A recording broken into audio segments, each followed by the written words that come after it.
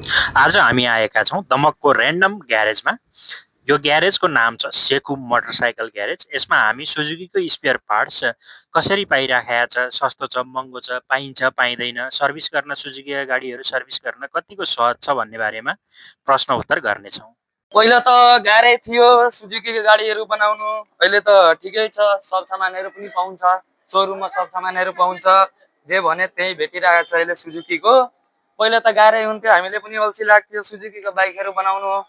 अब एउटा गाडी खोलेपछि इन्डिया कुद्नु पर्थ्यो सामानहरू नभेटेर।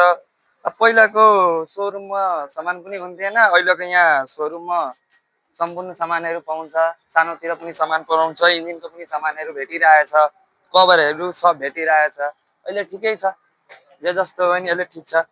सुजुकीको सोरुममा सब पाउँछ। अहिले हामी पनि जिक्सर बनाएकै हुन्छौँ, जे होस् थन्किँदैन गाडीहरू, 1-2 घन्टामै निस्किन्छ।